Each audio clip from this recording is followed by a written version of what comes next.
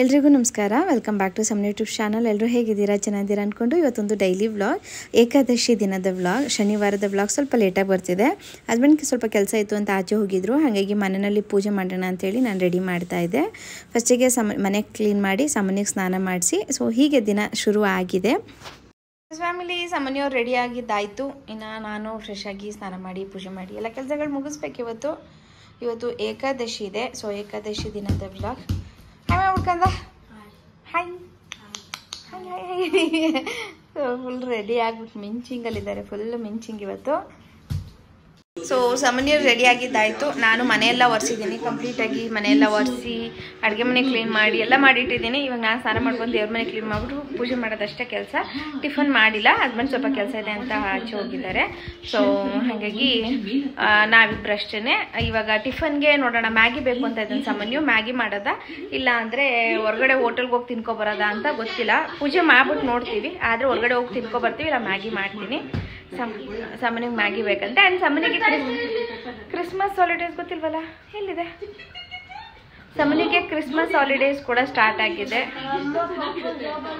ಹೋಗ್ಲಿ ಬಿಡ, ಆಯಿತು. ಕ್ರಿಸ್ಮಸ್ ಹಾಲಿಡೇಸ್ ಶುರುವಾಗಿದೆ. ಸ್ವಲ್ಪ ಕಮ್ಮಿ ಕೊಡ್ಕಂದ. ಸೊ ಏನ ಕೇಕು, ಪ್ಲಮ್ ಕೇಕ್ ಮಾಡೋಣ ಅಂದ್ಕೊಂಡಿದ್ದೀನಿ. ಒಂದು 3-4 ದಿನ ರಜೆ ಇರುತ್ತಲ್ವ, ಇದ್ರೆ 3-4 ದಿನದಲ್ಲಿ ಮಾಡಿ ನೋಡ್ತೀನಿ.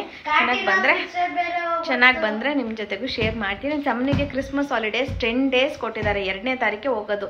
2023ಕ್ಕೆ ರಜಾ ಕೊಟ್ಟಿರೋದಕ್ಕೆ ಅವ್ನು 2024ಕ್ಕೆ ಹೋಗೋದಿನ. ಸೊ ಅಷ್ಟು ದಿನ ರಜಾ. ಸೊ ಬನ್ನಿ ಫ್ಯಾಮಿಲಿಯಾಗಿ ಇವತ್ತಿನ ವ್ಲಾಗ್ನ ಶುರು ಮಾಡೋಣ. ಇವತ್ತಿನ ವ್ಲಾಗ್ ನಿಮಗೆ ಸ್ವಲ್ಪ ಇಷ್ಟ ಆಗಿದ್ರೆ like, comment, share and subscribe. ಇನ್ನು ಫಸ್ಟು ಮನೆ ಕ್ಲೀನಿಂಗ್ ಕೆಲಸ ಮಾಡಿಕೊಂಡೆ, ಅದಾದಮೇಲೆ ಸಾಮಾನ್ಯಕ್ಕೆ ಸ್ನಾನ ಮಾಡಿಸಿ, ಅದಾದಮೇಲೆ ನಾನು ಸ್ನಾನ ಮಾಡಿ ಬಂದು ದೇವ್ರ ಮನೆ ರೆಡಿ ಮಾಡಿ ಪೂಜೆಗೆ ರೆಡಿ ಮಾಡ್ಕೊತಾ ಇದ್ದೆ.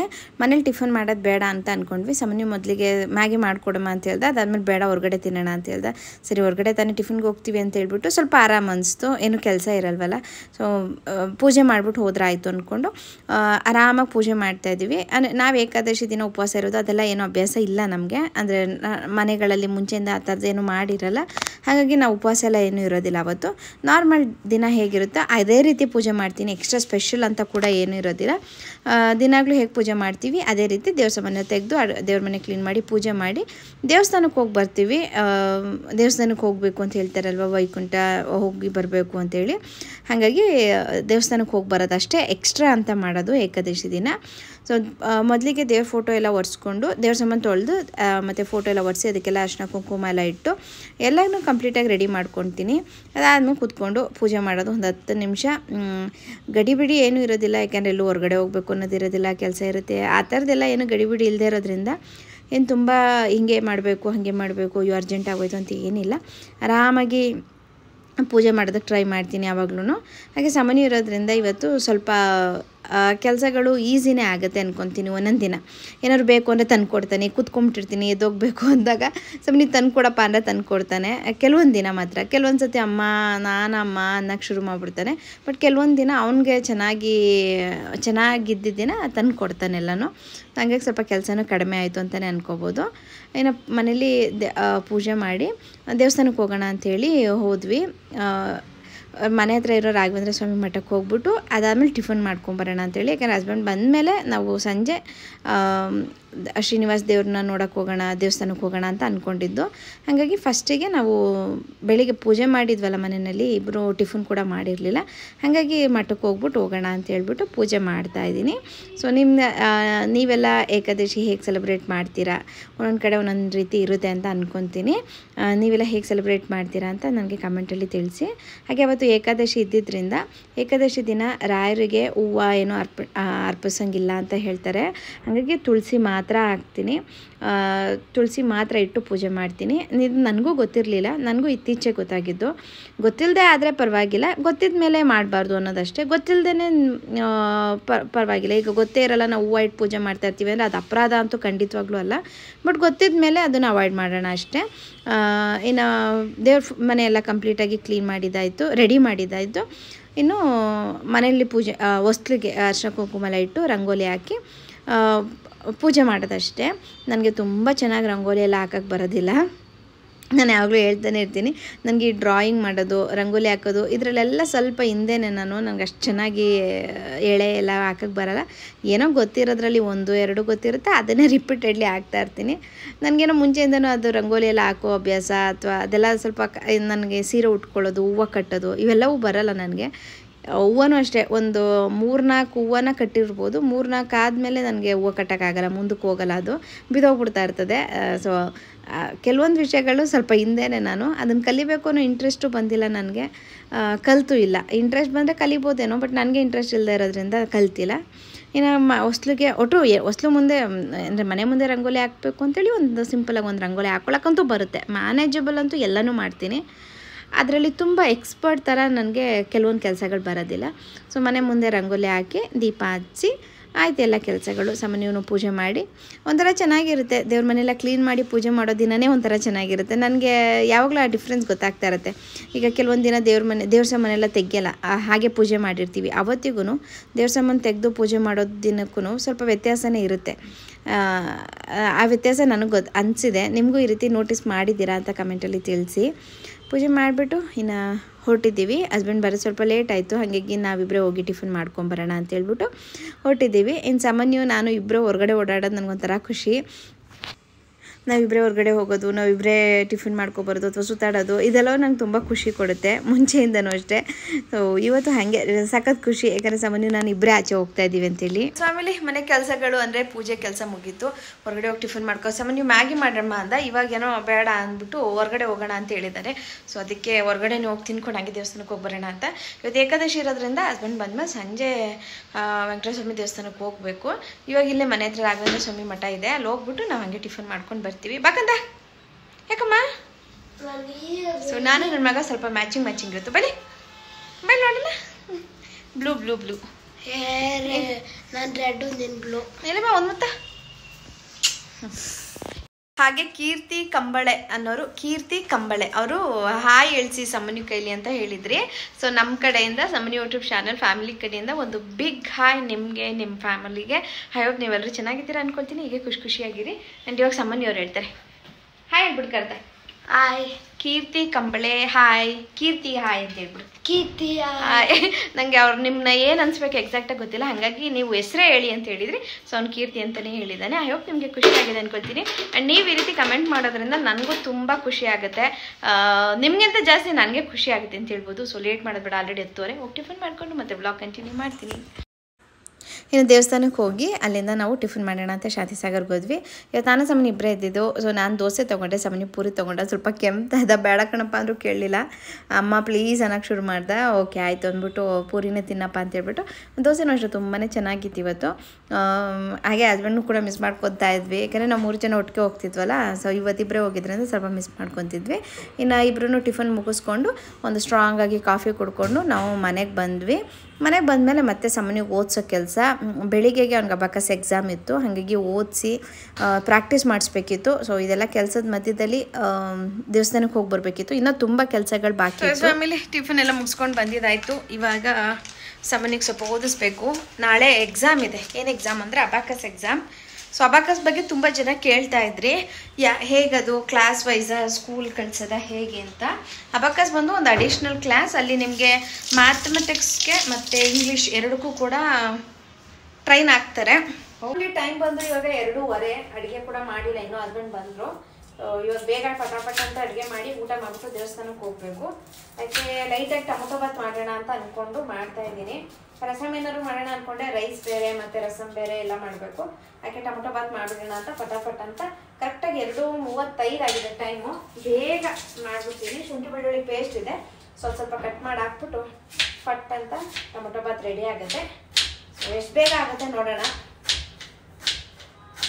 ತುಂಬ ಫಾಸ್ಟಾಗಿ ಮಾಡೋಕ್ಕೆ ಟ್ರೈ ಮಾಡ್ತೀನಿ, ನೋಡೋಣ ಎಷ್ಟು ಬೇಗ ಆಗುತ್ತೆ ಅಂತ.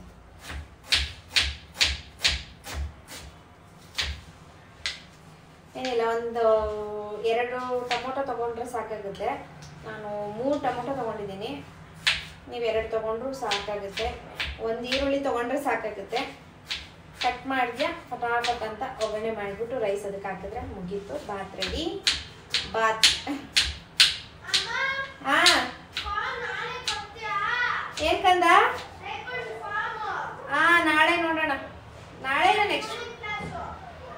ನಾಳೆ ನೆಕ್ಸ್ಟ್ ವೀಕಲ್ಲಿ ಕೊಡ್ತೀನಿ ಬಿಡುಕಂದ. ಈರುಳ್ಳಿ ಟೊಮೊಟೊ ಅಷ್ಟೇ ಒಗ್ಗರಣೆ ಹಚ್ಕೊಂತಿರೋದು. ಯಾಕೆಂದರೆ ಪುದೀನ ಹಸಿಮೆಣಸಿನ್ಕಾಯಿ ಏನೂ ಇಲ್ಲ, ಎಲ್ಲ ಖಾಲಿ ಆಗ್ಬಿಟ್ಟಿದೆ. ತರಬೇಕು, ನಾಳೆ ಸಂಡೇ ಅಲ್ಲ, ಸೊ ಇವತ್ತಿಗೆಲ್ಲ ಖಾಲಿ. ಇವತ್ತು ಇದೆರಡೇ ಇರೋದು. ಕೊತ್ತಂಬರಿ ಸ್ವಲ್ಪ ಇದೆ, ಸೊ ಬೇಗ ಬಂದು ಒಗ್ಗರಣೆ ಹಾಕಿ ಇಟ್ಕೊಂಡಿದ್ದೀನಿ.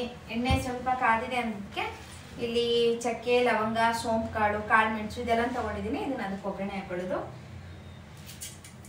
ಕಾಯೋವರೆಗೂ ವೆಯ್ಟ್ ಮಾಡೋಕ್ಕಾಗಲ್ಲ. ಇವಾಗ ಟೈಮು ಎಷ್ಟು ಗೊತ್ತಾ, ಅಷ್ಟು ಬೇಗ ತುಂಬ ಜಾಸ್ತಿ ಓಡ್ತಾ ಇದೆ ಟೈಮ್. ಅದಕ್ಕೆ ಫಾಸ್ಟಾಗಿ ಮಾಡೋಣ ಅಂತ ಚಕ್ಕೆ ಲವಂಗ ಎಲ್ಲ ಹಾಕೊಂಡಿದ್ದೆ. ಅದಕ್ಕೆ ಒಂದು ಈರುಳ್ಳಿ ಹಾಕೊತಾ ಇದ್ದೀನಿ. ಇದಕ್ಕೆ ಸ್ವಲ್ಪ ಶುಂಠಿ ಬೆಳ್ಳುಳ್ಳಿ ಪೇಸ್ಟು. ಶುಂಠಿ ಬೆಳ್ಳುಳ್ಳಿ ಪೇಸ್ಟ್ ಇದ್ರೆ ರೈಸ್ ಬಾತ್ ಎಲ್ಲ ಸ್ವಲ್ಪ ಬೇಗ ಆಗುತ್ತೆ. ಇಷ್ಟೊಂದು ಬೇಡ, ಒಂದಿಷ್ಟು ಹಾಕ್ತಾ ಇದ್ದೀನಿ. ಸೊ ಈಗ ಇದಕ್ಕೆ ಟೊಮೊಟೊ ಕೂಡ ಹಾಕೊತೀನಿ. 3 ಟೊಮೊಟೊ ಇಟ್ಕೊಂಡಿದೆ ಅದು. ಈಗ ಇದ್ರ ಜೊತೆ ಸ್ವಲ್ಪ ಉಪ್ಪು ಕೂಡ ಹಾಕ್ತಾ ಇದ್ದೀನಿ. ಉಪ್ಪು ಹಾಕಿದ್ರೆ ಬೇಗ ಟೊಮೊಟೊ ಬೇಯುತ್ತೆ ಅಂತ ಸ್ವಲ್ಪ ಉಪ್ಪು. ಟೊಮೊಟೊ ಫುಲ್ ಸ್ಮ್ಯಾಶ್ ಆಗಬೇಕು. ಟೊಮೊಟೊ ಸ್ಮ್ಯಾಶ್ ಆದಮೇಲೆ ಅದು ಸ್ವಲ್ಪ ಪೌಡರ್ಗಳು, ಈ ಧನಿಯಾ ಪುಡಿ, ಗರಂ ಮಸಾಲ ಇದೆಲ್ಲ ಹಾಕ್ಬಿಟ್ಟು ಅಕ್ಕಿ ಹಾಕಿದ್ರೆ ಟೊಮೊಟೊ ಬಾತ್ ರೆಡಿ. ಕೂಗಿಸಿದ್ರೆ ಸ್ವಲ್ಪ ಸ್ಮ್ಯಾಶ್ ಆಗಲಿ. ನಾನು ಇನ್ನೊಂದ್ಸತಿ ಅಕ್ಕಿ ತೊಳ್ಕೊಂಡ್ಬಿಡ್ತೀನಿ. ಸೊ ನೋಡಿ, ಈ ಥರ ಗೊಜ್ಜು ರೆಡಿ ಆಗಿದೆ. ಈಗ ಇದಕ್ಕೆ ಅಕ್ಕಿ ಹಾಕೊಂಡ್ರೆ ಆಯಿತು. ಅಕ್ಕಿ ತೊಳೆದು ಇಟ್ಕೊಂಡಿದ್ದೆ ಅವಾಗಲೇ. ಸೊ ಅಕ್ಕಿ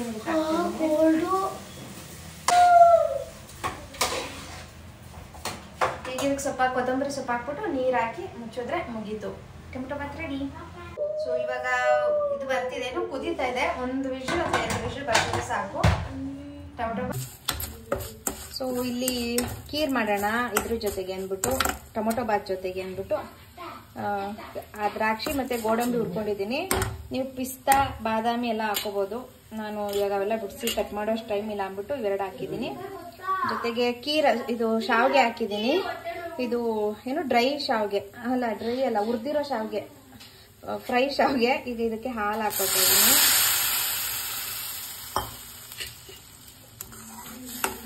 ಹಾಲು ಹಾಕಿ ಈ ಹಾಲಲ್ಲಿ ಬೇಯಿಸೋದು. ಸ್ವಲ್ಪ ಸಕ್ಕರೆ ಮತ್ತು ಬಾದಾಮಿ ಪೌಡ್ರ್ ಯೂಸ್ ಮಾಡ್ಬೋದು. ನಾನು ಬಾದಾಮಿ ಪೌಡ್ರ್ ಯೂಸ್ ಮಾಡಲ್ಲ ಇವತ್ತು ಇದು ಏನು ಕಸ್ಟರ್ಡ್ ಪೌಡರ್ ಯೂಸ್ ಮಾಡ್ತೀನಿ, ಸ್ವಲ್ಪ ವೆನಿಲಾ ಫ್ಲೇವರ್ ಬರಲಿ ಅಂತ. ಸೊ ಇಷ್ಟು ಹಾಲು ಸಾಕು. ಈಗ ಇಷ್ಟು ಹಾಲಿದೆ ಅಲ್ವಾ, ಇಷ್ಟು ಹಾಲಿಗೆ ಸ್ವಲ್ಪ ಕಸ್ಟರ್ಡ್ ಪೌಡರ್ ಮಿಕ್ಸ್ ಮಾಡಿಬಿಟ್ಟು ಅದನ್ನು ಹಾಕ್ತೀನಿ. ಸೊ ಇಲ್ಲಿ ಕಸ್ಟರ್ಡ್ ಪೌಡರ್ ತೊಗೊಂಡಿದ್ದೀನಿ. ಯಾವ ಫ್ಲೇವರಲ್ಲಿ ತೊಗೋಬೋದು. ನಾನು ವೆನಿಲಾ ಫ್ಲೇವರ್ ಇತ್ತು, ಅದು ಹಾಕ್ಕೊಂಡಿದ್ದೀನಿ.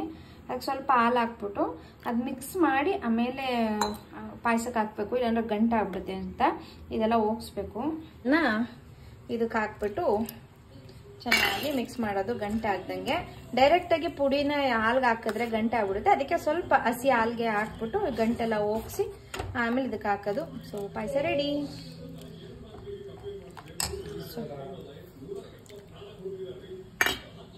ಇವಾಗ ಇದಕ್ಕೆ ಸಕ್ಕರೆ ಹಾಕೊಬಿಡೋಣ. ಸಕ್ಕರೆ ಮತ್ತು ಸ್ವಲ್ಪ ಏಲಕ್ಕಿ ಪುಡಿ ಹಾಕಿದ್ರೆ ಪಾಯಸ ರೆಡಿ ಆಗುತ್ತೆ. ಸಕ್ಕರೆ ರುಚಿ ನೋಡಿ ಹಾಕೊಳ್ಳಿ. ನಿಮಗೆಷ್ಟು ಸಿಹಿ ತಿನ್ನೋರು, ತುಂಬ ಸಿಹಿ ತಿನ್ನೋರು, ಸ್ವಲ್ಪ ಕಡಿಮೆ ಸಿಹಿ ತಿನ್ನೋರು. ನಮ್ಮನೇಲಿ ಆವ್ರೇಜ್ ಇರಬೇಕು, ಅಂದರೆ ನಾರ್ಮಲ್ ಇರಬೇಕು. ತುಂಬ ಜಾಸ್ತಿನೂ ಬೇಡ, ಕಡಿಮೆನೂ ಅಂತ ಇಲ್ಲ, ಸ್ವಲ್ಪ ಕರೆಕ್ಟಾಗಿದ್ದರೆ ಸಾಕು. ಸ್ವಲ್ಪ ಜಾಸ್ತಿ ಇದ್ರೂ ನಡೆಯುತ್ತೆ, ಕಡಿಮೆ ಅಂತೂ ಇರಬಾರ್ದು ಸ್ವೀಟು. So ಸಾಕಾಗತ್ತೆ 3 spoon. ಇವಾಗ ಇದನ್ನು ಮಿಕ್ಸ್ ಮಾಡಿಬಿಟ್ರೆ ರೆಡಿ. ಮಧ್ಯಾಹ್ನ ಊಟಕ್ಕೆ ಟೊಮೊಟೊ ಬಾತ್. ಏನು ಆಗದೆ ಮಾಡಿರೋ ಟೊಮೊಟೊ ಬಾತ್ ಅಂತೂ ಎಷ್ಟು ಚೆನ್ನಾಗಿತ್ತು ಅಂದರೆ, ದೇವಸ್ಥಾನದಲ್ಲೆಲ್ಲ ಪ್ರಸಾದ ಕೊಡ್ತಾರಲ್ಲ ಅಷ್ಟೇ ರುಚಿಯಾಗಿತ್ತು.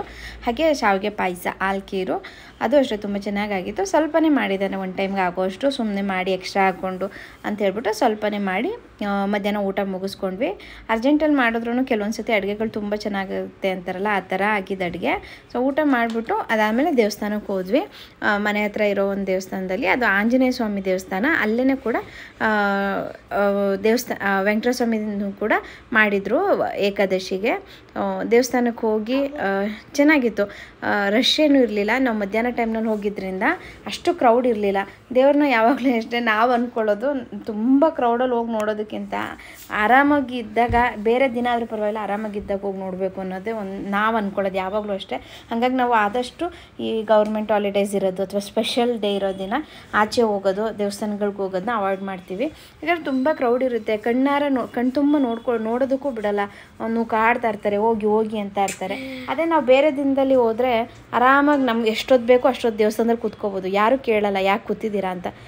ಸ್ಪೆಷಲ್ ದಿನದಲ್ಲಿ ಹೋದರೆ ಯಾಕೆ ಕೂತಿದ್ದೀರಾ, ನಡೀರಿ ಅಂತ ಮುಂದೆ ತಳ್ತಾ ಇರ್ತಾರೆ. ಹಾಗಾಗಿ ಆದಷ್ಟು ಬೇರೆ ದಿನದಲ್ಲಿ ಹೋಗೋಕ್ಕೆ ಟ್ರೈ ಮಾಡ್ತೀವಿ. ಸೊ ಇವತ್ತು ಅಷ್ಟೇ ತುಂಬ ಖಾಲಿ ಇತ್ತು, ಮಧ್ಯಾಹ್ನ ಟೈಮ್ನಲ್ಲಿ ಹೋಗಿದ್ರಿಂದ ತುಂಬ ಕ್ರೌಡ್ ಇರಲಿಲ್ಲ, ಖಾಲಿ ಇತ್ತು. ಈ ರೀತಿ ಅಲಂಕಾರ ಮಾಡಿದರು. ದೇವ್ರ ಕೈ ಮುಕ್ಕೊಂಡು ದೇವ್ರು ಒಳ್ಳೇದು ಮಾಡಪ್ಪ ಅಂತ ಅಂದ್ಕೊಂಡು ಮನೆಗೆ ಬಂದ್ವಿ. ಸೊ ಹೀಗೆ ಬೆಳಿಗ್ಗೆಯಿಂದ ಸಂಜೆ 4 ಗಂಟೆವರೆಗೂ ಸುತ್ತಾಡೋದು ಕೆಲಸ ಅದು ಇದು ಅಂತಲೇ ಆಗೋಯ್ತು ಇವತ್ತು ಪೂರ್ತಿ. ಯಾಕೆಂದರೆ ಹಸ್ಬೆಂಡ್ ಬಂದು ಸ್ವಲ್ಪ ಲೇಟ್ ಆಯಿತು, ಹಂಗಾಗಿ ಬಂದಮೇಲೆ ದೇವಸ್ಥಾನಕ್ಕೆ ಹೋಗಬೇಕಿತ್ತು, ಮನೇಲಿ ಊಟ. ಸೊ ಇದೆಲ್ಲ ಒಂಥರ ಚೆನ್ನಾಗಿದ್ದಿದ್ದ ದಿನ. ದೇವಸ್ಥಾನಕ್ಕೆ ಹೋಗಿ ಬಂದಿದ್ದಾಯಿತು, ಹೆಂಗೋ ಖಾಲಿ ಇತ್ತು, ದರ್ಶನ ಬೇಗ ಆಗೋಯ್ತು. 1 ಅವರ್ ಆಗುತ್ತೆ ಅಂದ್ಕೊಂಡ್ವಿ, ಅರ್ಧ ಗಂಟೆ ಮುಗ್ದೋಯ್ತು. ಅರ್ಧ ಗಂಟೆನೂ ಇಲ್ಲ, ಇನ್ನೂ ಬೇಗ. ಹೋಗಿ ಬರೋಷ್ಟೊತ್ತಿಗೆಲ್ಲ 3/4 ಗಂಟೆ ಆಯಿತು. ಈಗ ಬತ್ತಾ ಹಂಗೆ ಪೈನಾಪಲ್ ತಿಂದಿದ್ದೀವಿ. ನನಗಿಷ್ಟ ಅಂದೆ, ಅದಕ್ಕೆ ನಮ್ಮ ಮನೆಯವ್ರು ಕೊಡಿಸಿದ್ದಾರೆ ಪೈನಾಪಲ್.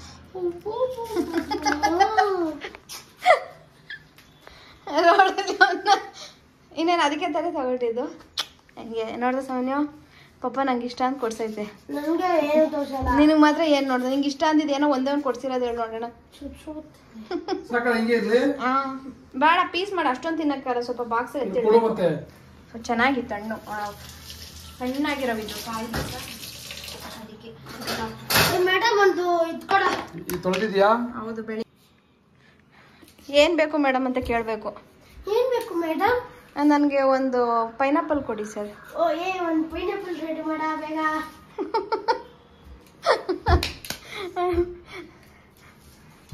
ಒಂದು ಪೈನಾಪಲ್ ಮಸಾಲೆ. ಒಂದು ಪೈನಾಪಲ್ ಮಸಾಲೆ ಮಾಡ ಮೇಡಮ್ಗೆ ಬೇಕು. ಸೊ ವ್ಲಾಗ್ನ ಎಂಡ್ ಮಾಡೋ ಟೈಮ್ ಕೂಡ. ಪೈನಾಪಲ್ ತಿನ್ಬಿಟ್ಟು ಚೆನ್ನಾಗಿ ನಿದ್ದೆ ಮಾಡಬೇಕು ಇವತ್ತು. ಎಲ್ಲ ಕೆಲಸಗಳು ಆಗಿದೆ, ದೇವಸ್ಥಾನಕ್ಕೆ ಹೋಗಿ ಬಂದ್ವಿ, ಎಲ್ಲ ಮುಗೀತು. ಸೊ ವ್ಲಾಗ್ನ ನಾನು ಇಲ್ಲಿಗೆ ಎಂಡ್ ಕೂಡ ಮಾಡ್ತೀನಿ. ಇವತ್ತಿನ ವ್ಲಾಗ್ ನಿಮಗೆ ಸ್ವಲ್ಪನಾರು ಇಷ್ಟ ಆಗಿದೆ ಲೈಕ್, ಕಮೆಂಟ್, ಶೇರ್, ಸಬ್ಸ್ಕ್ರೈಬ್. ಅವ್ನು ಕಿತ್ಕೊಂಡ್ಬಿಡ್ತಾನೆ ಅಂತ ಬಾಯಿಗೆ ಹಾಕೊಂಡೆ.